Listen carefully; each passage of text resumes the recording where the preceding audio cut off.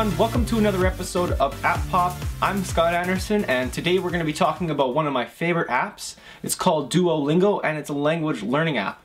You may have heard of it. It's actually been around for a number of years now, and it's actually been ranked as one of the best apps by both the Google Play Store and the Apple App Store. So it's a very, very good app. If you haven't had a chance to check it out yet, I highly suggest you do.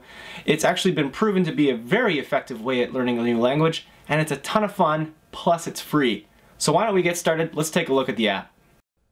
Duolingo covers a wide variety of languages.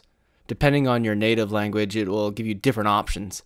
As an English speaker, there's 9 different options for you to learn. Right now for me, I'm learning French, or at least I'm trying to. So within each language are different courses, and each course has 4 different lessons. And as you can see here, there's a lot of different courses. So Duolingo is a very, very extensive application in terms of learning a language. And the best part is all of these courses are gamified. So it's like you're playing a game. Here I have a friend. He's got 183 XP, and I'm at 117, so he's actually doing better than me. But that's how you keep track of your score and your lessons.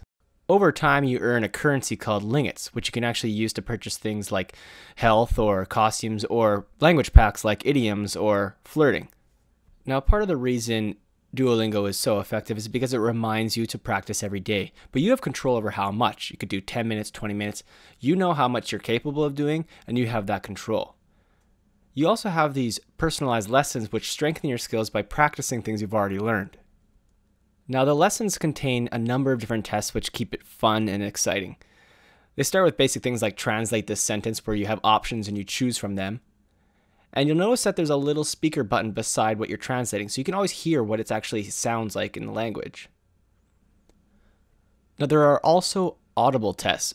So in this case, something was said and I had to interpret what I heard and type it out in French.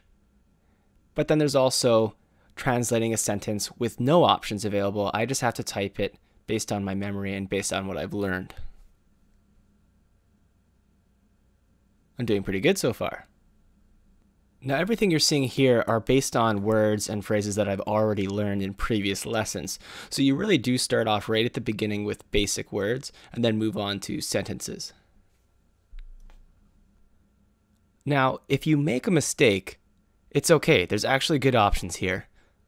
You'll notice that there's a flag, so you can come back to it later, or there's a comment section. So if other people struggle with this area, there's a good chance that they've already commented and someone who does speak the language has responded. This is a really good way of finding out the nuances and the exceptions that exist within a language, despite all the practice that you do.